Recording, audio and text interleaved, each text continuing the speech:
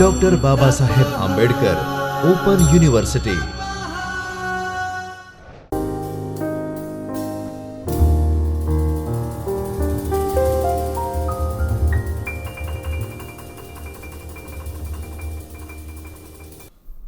નમસ્તે મિત્રો doctor Baba Saheb Ambedkar open યુનિવર્સિટીના જ્યોતિર્મય પરિસર ખાતેના ચૈતન્ય સ્ટુડિયોમાંથી હું ડૉક્ટર ધવલ પંડ્યા આપનું સ્વાગત કરું છું. મિત્રો, આજે આપણે 3rd યર બીકોમનો એક વિષય ધંધાકીય સંચાલન 3 કે જે માર્કેટિંગ વિશેની માહિતી જેમાં આવે છે તેના યુનિટ નંબર 6 કે જે કિંમત નિર્ધારણ નામનું યુનિટ છે તેની વિશે માહિતી મેળવશું. આ 6 નંબરના યુનિટમાં કઈ કઈ બાબતો આવે છે તેની માહિતી મેળવી લઈએ. પહેલાં તો સૌ પ્રથમ પ્રસ્તાવનાથી શરૂ થાય છે, ત્યારબાદ કિંમત નીતિનો અર્થ અને તેના ઉદ્દેશો આવે છે. 6.3 કિંમત નીતિના પ્રકારો આવે છે. 6.4 છે કિંમત નીતિને અસર કરતા પરિબળો અને 6.5 કિંમત નીતિનું મહત્વ. આજના વ્યાખ્યાનમાં આપણે પ્રસ્તાવના જોઈશું, કિંમત નીતિનો અર્થ અને તેના ઉદ્દેશો જોઈશું અને કિંમત નીતિને અસર કરતા પરિબળો વિશે માહિતી મેળવશું. 6.3 છે કિંમત નીતિના પ્રકારો, એ આપણે નેક્સ્ટ લેક્ચરમાં માહિતી મેળવશું. તો મિત્રો, શરૂ કરીએ. શરૂઆત આપણે પ્રસ્તાવનાથી શરૂ કરીએ. મિત્રો, ધંધાકીય એકમ માટે સૌથી અગત્યનું પરિબળ પેદાશ કે સેવાની કિંમત નિર્ધારણનું છે. વેચાણ વ્યવસ્થામાં કિંમત નક્કી કરે છે કે ધંધાકીય એકમ હરીફાઈમાં કયું સ્થાન પ્રાપ્ત કરશે. વેચાણની આવક નક્કી કરે છે કે ભાવિ આયોજન કેટલા અંશે સફળ બનશે. કારણ કે કોઈ પણ અર્થતંત્રમાં કિંમત દ્વારા જ એ નક્કી થાય છે કે વળતર કેટલા અંશે મળી રહેશે. ધંધાકીય એકમનો નફો સંસ્થાની શાખ બજાર કિંમતનો આધાર સીધી કે આડકતરી રીતે કિંમતથી પ્રભાવિત થાય છે. સામાન્ય રીતે વેચાણ કિંમત અને વેચાણને ઉલટો સંબંધ છે. જો કિંમત વધુ તો વેચાણ ઓછું અને વેચાણ કિંમત ઓછી તો વેચાણ વધારે જોવા મળે છે.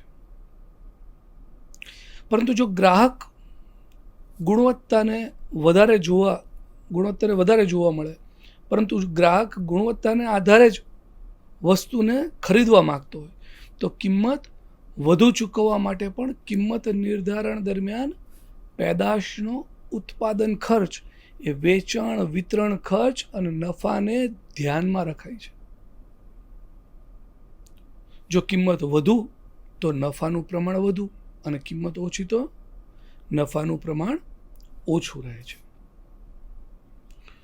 કોઈ પણ સંચાલક માટે કિંમત કેટલી રાખવી, કિંમતમાં નફો કેટલો રાખવો એ નક્કી કરવું અગત્યનું છે. ભાવ નિર્ધારણ દરમિયાન પેદાશનો ઉત્પાદન ખર્ચ બજાર ભાવ, હરીફાઈ, સરકારની નીતિ, સંગઠિત ગ્રાહકવાદની ભીસના કારણે જાહેરાત ખર્ચ, દરેક પરિબળ કિંમત નિર્ધારણ માટે અગત્યની ભૂમિકા ભજવે છે. કિંમત નિર્ધારણ પર સંચાલક કે ધંધાકીય પેઢીનો સંપૂર્ણ કાબુ હોય એ જરૂરી નથી. સામાન્ય રીતે બજારની પરિસ્થિતિ, સરકારની નીતિ, હરીફાઈ અને પેદાશની માંગ અને પુરવઠો પણ ખૂબ જ અસરકારક પરિબળો છે. માંગ પુરવઠો એ ખેત પેદાશોની સૌથી વધારે અસર કરતું પરિબળ છે. કોઈ પણ અર્થતંત્રમાં સંપૂર્ણ હરીફાઈ ભાગ્યે જ જોવા મળે છે. અપૂર્ણ હરીફાઈ બધે જ પ્રવર્તે છે. આવા સંજોગોમાં કિંમત નિર્ધારણ ખૂબ જ અગત્યનો ભાગ ભજવે છે. કિંમતને અસર કરતા પરિબળો જોઈએ તો કિંમતને અસર કરતા પરિબળોમાં વસ્તુની પડતર આવે, બજારની હરીફાઈ આવે, ગ્રાહકની વર્તણૂક આવે, વસ્તુ ભિન્નતા આવે, સરકારી નિયંત્રણો આવે, પ્રવર્તમાન પરિસ્થિતિ આવે. આટલી બાબતો બાદ હવે આપણે કિંમત નિર્ધારણનો અર્થ સમજીએ. કિંમત એટલે વસ્તુ કે સેવાની માલિકીની ફેરબદલી સામે પ્રાપ્ત થતું નાણાકીય મૂલ્ય. દાખલા તરીકે ટીવીની ઉત્પાદકોને વેચાણ સામે પ્રાપ્ત થતા 25,000 છે. એ જે ગ્રાહકની તત્પરતા કે ઉપયોગિતામાં પ્રવેશ પરિપૂર્ણતા ધરાવતી હશે તે આટલા નાણાકીય મૂલ્ય સાથે તેને ખરીદી લેશે. વસ્તુનું સ્થળ, સમય અને ધંધાકીય પર્યાવરણ સાથેની ઉપયોગિતા ગ્રાહક કેટલી કિંમત એટલે આર્થિક મૂલ્ય તેને નાણાકીય સંજ્ઞામાં બતાવવામાં આવે છે. હવે કિંમત નિર્ધારણ વિશે સમજીએ. કિંમત નક્કી કરવાના કાર્યને કિંમત નિર્ધારણ કહેવામાં આવે છે. કિંમત નક્કી કરવી. કિંમત નક્કી કરવા ઉપર આપણે જોયા એ બધા જ પરિબળને ધ્યાનમાં લેવાય છે. આ ઉપરાંત કિંમત નિર્ધારણનું યોગ્ય માર્કેટિંગ બજારમાં ધંધાની ઉત્પાદકની એક શાખ ઊભી કરે છે. માટે જ કિંમત નિર્ધારણ ખૂબ જ મહત્તા ધરાવે છે, મહત્વનું છે. હવે કિંમત નિર્ધારણના ધ્યેય.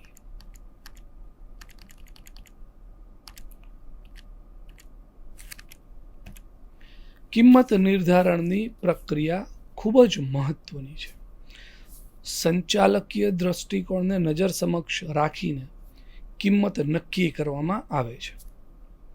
મોટા ભાગે ઉત્પાદક દ્વારા કિંમત નિર્ધારણ પ્રક્રિયા કોઈની પણ સાથે ચર્ચાતી નથી, જેથી તેમનો હરીફને આ વિશે જો અર્થતંત્રમાં ઉજાગર થાય તો સરકાર પણ કડક પગલાં લઈ શકે.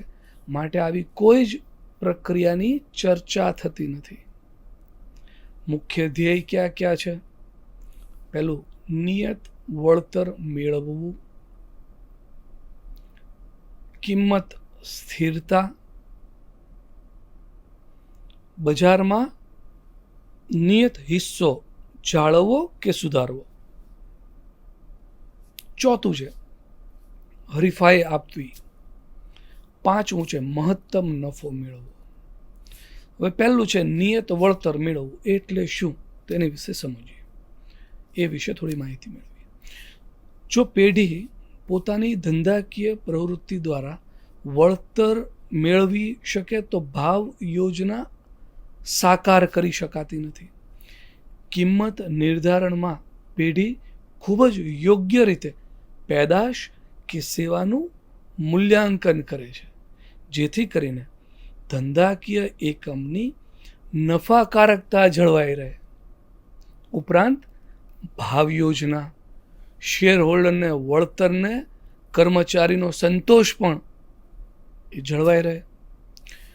મિત્રો, જો ધંધાકીય એકમ અગ્રેસર હોય, આગળ પડતું હોય, તો અન્ય પેઢીઓ તેણે નિયત કરેલી કિંમતને અનુસરે છે. અને જો પેઢી અગ્રેસર ના હોય તો હરીફાઈમાં ટકવા અન્ય હરીફની તુલનાએ પોતાની પેદાશની કિંમત નક્કી કરે છે. જો બજાર સંરક્ષિત હોય તો કિંમત માટે કોઈ પણ હરીફાઈની સંભાવના રહેતી નથી. જો સંરક્ષિત હોય તો. બીજું, કિંમત સ્થિરતા. જો પેઢી લાંબા ગાળાના હિત માટે કાર્ય કરતી હોય તેઓ કિંમત સ્થિરતા માટે પ્રયત્નશીલ રહે છે. મંદીમાં કિંમત નીચી અને તેજીના સમયે ભાવનો વધારો થાય છે. વધારો કરવા માટે તેઓ કાર્યક્ષમ રહે છે. આનાથી કદાચ ટૂંકા ગાળામાં વળતર ઓછું મળે પણ કંપનીની શાખ જળવાઈ રહે છે. ત્રીજું છે બજાર હિસ્સો જાળવવા. કિંમત નિર્ધારણ સૌથી વધુ બજાર હિસ્સાને અનુસરે છે. ભાવ વધારો જો અંકુશિત રહે તો સરકારી હસ્તક્ષેપનું પ્રમાણ પણ ઘટી જાય છે. માટે જ સંચાલક દ્વારા કિંમત નિર્ધારણ ધંધાની હરીફાઈ અને હરીફ દ્રષ્ટિના સમજવા સાથે જ એ નક્કી કરવામાં આવે છે. ચોથું, હરીફાઈ આપવી. હરીફાઈ આપવી એટલે શું? બજારમાં ટકવા માટે અને હરીફાઈ આપવા ખૂબ જ મહત્વનો આધાર પેદાશની કિંમત નક્કી કરે છે. મહત્તમ ભાવ દ્વારા ઊંચી ગુણવત્તાની વસ્તુ પરવડે તેવા ભાવ દ્વારા સામાન્ય ગ્રાહકને આકર્ષી શકાય છે. કંપનીની લાંબા ગાળાની નીતિ દ્વારા ભાવ બંધારણને ગ્રાહકને આકર્ષવા માટે પગલાં ભરાય છે અને હરીફાઈમાં ટકી રહેવા માટે પ્રયત્ન કરાય છે. પાંચમું, મહત્તમ નફો. નફો કોઈ પણ ધંધાકીય એકમનું ટકવા માટેનું અને ચલાવવા માટેનું અનિવાર્ય પરિબળ છે. જાહેરાત દ્વારા હંમેશા આ પરિબળને ગ્રાહકલક્ષી માનસિકતા સાથે સાંકળીને રજૂ કરાય છે. નફા દ્વારા ધંધાકીય પેઢીની સાધનોની ગતિશીલતા, જરૂરિયાત, નવીનીકરણ, વિસ્તૃતીકરણ અને વિકાસને ધ્યાનમાં રખાય છે. ઉત્પાદકને વેચાણકર્તાને તેમના રોકાણનું મહત્તમ વળતર આપવા તેઓ સંચાલકીય નીતિને જરૂરી પ્રોત્સાહન બળ પૂરું પાડે છે અને આ નફાકારકતા નવી પેઢીને આકર્ષે છે. પણ જો યોગ્ય અભ્યાસ કર્યા વગર જંપલાવવામાં આવે તો તે નુકસાનકારક પણ બને છે, નુકસાન પણ કરાવી જાય છે. માટે નફા સાથે લાંબા ગાળાની દ્રષ્ટિથી એ હોવી પણ ખૂબ જ જરૂરી છે. હવે આપણે 6.4 વિશે આપણે વાત કરી. મિત્રો, અહીં આપણે 6.4ને પહેલાં લઈએ છીએ, પછી આપણે 6.3ની વાત કરીશું. આપણે અગાઉ એ બાબતે જેમ વાત કરી કે 6.3નો યુનિટ છે બહુ જ લાંબો છે, એટલે નેક્સ્ટ લેક્ચરમાં આપણે લઈએ છીએ. અહીં હવે 6.4 વિશે વાત કરીએ. 6.4 મુદ્દો પણ ખાસો મોટો છે, એટલે એ પણ કન્ટિન્યુએશનમાં આપણે લેશું પછીથી. 6.4 નંબરનો મુદ્દો છે કિંમત નીતિને અસર કરતા પરિબળો. સ્ક્રીન ઉપર મિત્રો આપ જોઈ શકો છો કયા કયા પરિબળો કિંમત નીતિને અસર કરતા પરિબળો છે. પહેલું છે બાહ્ય પરિબળો. બાહ્ય પરિબળો, આંતરિક પરિબળો, અંદરના અને બહારના. જો પરિબળ પર સંચાલકીય કાબુ હોતો નથી તેને બાહ્ય પરિબળ કહેવાય છે. જેના પર સંચાલકીય કાબુ હોય છે તેને આંતરિક પરિબળ કહેવાય છે. પેદાશની માંગ, હરીફાઈ, માલ સામાનની કિંમત, સરકારી નિયમો, આર્થિક પરિસ્થિતિ, નીતિમત્તાના ધોરણો, મોસમી પરિસ્થિતિ, આ બાબતો છે બધી. હવે આપણે પેદાશની માંગથી શરૂઆત કરીએ. પેદાશની માંગ અને પુરવઠો મોટા ભાગે પેદાશની કિંમત નિર્ધારણમાં અગત્યનો ભાગ ભજવે છે. જો પેદાશનો પુરવઠો વધારે તો માંગ ઓછી હોય તો એ કિંમત નીચી રહે છે. પરંતુ જો પેદાશની માંગ વધુ અને પુરવઠો ઓછો હોય તો કિંમત વધારે રાખી શકાય. તે ઉપરાંત હરીફાઈનું કદ, હરીફાઈનું પ્રમાણ, ગ્રાહકની ખરીદ શક્તિ, સંભવિત ખરીદનાર, ટેવ વગેરે પણ કિંમત નિર્ધારણને અસર કરે છે. બીજું છે હરીફાઈ.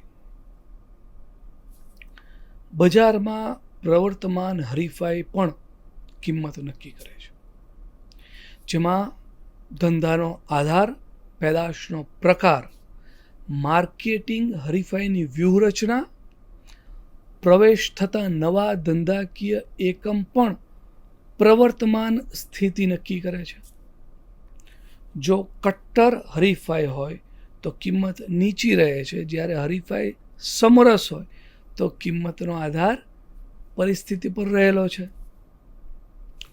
ત્રીજું, માલ સામાનની કિંમત.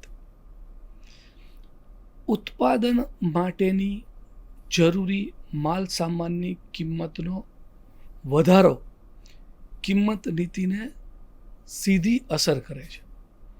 જો વસ્તુની માલ સામાનની કિંમત વધે તો વેચાણ કિંમત વધે છે, અને માલ સામાનની કિંમત ઘટે તો વેચાણ કિંમતમાં ઘટાડો થાય છે. ચોથું, ખરીદ વર્તણૂક. ગ્રાહકની ખરીદ વર્તણૂક જેમ કે ટેવ, સામાજિક પરિસ્થિતિ, વ્યક્તિગત પરિબળ, આર્થિક પરિબળ, શૈક્ષણિક સ્તર, એનું શું છે શૈક્ષણિક સ્તર એ, તેમની રીતભાત, આ દરેકને ધ્યાનમાં લઈને કિંમત નિર્ધારણ થાય છે. પાંચમું છે સરકારી નિયમ અને નીતિ નિયમ. પેદાશને ધ્યાનમાં લઈ સરકાર કોઈ પણ નીતિ નિયમમાં બદલાવ કરે તો ઉત્પાદકે તે મુજબ ફેરફાર કરવા અનિવાર્ય બની જાય છે. સરકારી કાયદાથી જો કિંમત નિયંત્રિત કરાય તો તે મુજબ જ કિંમત નીતિનું ઘડતર કરવાનું રહે છે. છઠ્ઠું છે આર્થિક પરિસ્થિતિ. દેશના અર્થતંત્રની સીધી અસર કિંમત નિર્ધારણ ઉપર જોવા મળે છે. ફુગાવો કે તેજી માલ સામાનમાં ભાવ વધારે છે, જ્યારે મંદી કે અછત માલ સામાન કે એની છત માલ સામાન કે પેદાશના ભાવ ઘટાડે છે. સાતમું છે નીતિમત્તાના ધોરણો. જો કંપની સામાજિક દાયિત્વ પૂર્ણ કરવા માંગતી હોય તો ગ્રાહકને માલ સામાન વ્યાજબી કિંમતે પૂરો પાડે છે. નીતિમત્તા, સામાજિક જવાબદારી ખૂબ જ મહત્વનો ભાગ ભજવે છે. આઠમું છે મોસમી અસર. મિત્રો, જો કોઈ પેદાશ અમુક સિઝન કે મોસમમાં જ માગવામાં આવતી હોય તો તેની વસ્તુના ભાવ અમુક સમયે વધુ જોવા મળે છે. જેમ કે શિયાળામાં સ્વેટર, ઉનાળામાં કુલર, અન્ય સમયે આવી વસ્તુની માંગ ઓછી રહે છે. સમયના આધારે અને માંગ મુજબ આવી વસ્તુની કિંમતમાં ફેરફાર થતો જોવા મળે છે. મિત્રો, આ સાથે આપણે 6ઠ્ઠા નંબરના યુનિટની એક લેક્ચર અહીં પૂર્ણ કરીએ છીએ. હવે આ લેક્ચરમાંથી કેવા કેવા પ્રશ્નો પૂછાઈ શકે તે એકવાર જોઈએ. કયા પ્રશ્નો પૂછાઈ શકે? તો લાંબા પ્રશ્નોમાં કિંમત નીતિનો અર્થ સ્પષ્ટ કરી કિંમત નીતિ વિશે વિસ્તૃત નોંધ લખો. આવો લાંબો પ્રશ્ન પૂછાઈ શકે છે. બીજો પ્રશ્ન એવો પૂછાય કે કિંમત નીતિ એટલે શું? તેને કયા કયા પરિબળો અસર કરે છે? ત્રીજો પ્રશ્ન એવો પૂછાઈ શકે કે કિંમત નિર્ધારણ એટલે શું? તેના ધ્યેયો સ્પષ્ટ કરો. ચોથો પ્રશ્ન એવો આવે કે કિંમત નીતિને અસર કરતા પરિબળો વિશે વિસ્તૃત માહિતી આપો. અહીં આવા પ્રશ્નોને વિસ્તારથી સમજાવવાના, વિસ્તારથી ચર્ચવામાં આવે, ચર્ચવાના રહે આપણે. એ જ રીતે ટૂંકા પ્રશ્નો કે ટૂંક નોંધમાં એવું આવી શકે કે કિંમત નીતિ એટલે શું, ટૂંકમાં સમજાવો અથવા તો ટૂંક નોંધ લખો. એ જ રીતે કિંમત નિર્ધારણ એટલે શું, ટૂંકમાં સમજાવો કે ટૂંક નોંધ લખો. અને અંતમાં કિંમત નીતિને અસર કરતા પરિબળો. આટલું જ આવે પ્રશ્નપત્રમાં, આટલું આવે કિંમત નીતિને અસર કરતા પરિબળો. એટલે એને આપણે કાં તો ટૂંકા પ્રશ્નોમાં આવી શકે અથવા તો ટૂંક નોંધ સ્વરૂપે આવી શકે. તો એ રીતે આપણે એને સમજાવવાના રહે. તો આપણે પહેલો પ્રશ્ન જોયો, કિંમત નીતિનો અર્થ સ્પષ્ટ કરી કિંમત નીતિ વિશે વિસ્તૃત નોંધ લખો. કિંમત નીતિ એટલે શું, તેને કયા કયા પરિબળો અસર કરે છે. કિંમત નિર્ધારણ એટલે શું, તેના ધ્યેયો સ્પષ્ટ કરો. અને કિંમત નીતિને અસર કરતા પરિબળો વિશે વિસ્તૃત માહિતી આપો. મિત્રો, આ યુનિટના આજના વ્યાખ્યાનમાં આટલું છે. હવે આપણે એકવાર આના મુખ્ય મુદ્દાઓ જોઈ જઈએ. તો મુખ્ય મુદ્દાઓમાં કિંમત નીતિને અસર કરતા પરિબળો, બાહ્ય પરિબળો અને આંતરિક પરિબળો. બાહ્ય પરિબળોમાં જે પરિબળ પર સંચાલકીય કાબુ હોતો નથી તેને બાહ્ય પરિબળ કહેવાય. એમાં પેદાશની માંગ, હરીફાઈ, માલ સામાનની કિંમત, સરકારી નિયમો, આર્થિક પરિસ્થિતિ, નીતિમત્તાના ધોરણો અને મોસમી પરિસ્થિતિ, આપણે જે હમણાં બધા જોયા એ. અને આંતરિક પરિબળો એટલે જેના પર સંચાલકીય કાબુ હોતો નથી તેને આપણે આંતરિક પરિબળો કહેવાય છે. એ ઉપરાંત આપણે કિંમત નિર્ધારણના ધ્યેયો, ઉદ્દેશો જોયા. તો ક્યાં ક્યાં હતા એ? નિયત વળતર મેળવવું, કિંમત સ્થિરતા, ત્રીજું હતું બજારમાં નિયત હિસ્સો જાળવવો કે વધારવો, હરીફાઈ આપવી અને મહત્તમ નફો મેળવવો. એ પહેલાં આપણે શું જોયું? કિંમત નિર્ધારણનો અર્થ જોયો. કિંમત એટલે વસ્તુ કે સેવાની માલિકીની ફેરબદલી સામે પ્રાપ્ત થતું નાણાકીય મૂલ્ય.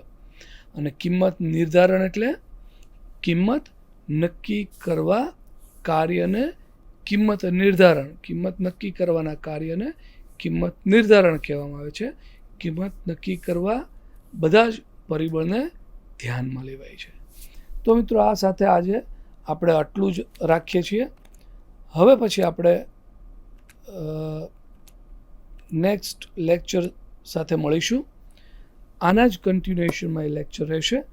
ત્યાં સુધી રજા આપો. નમસ્કાર.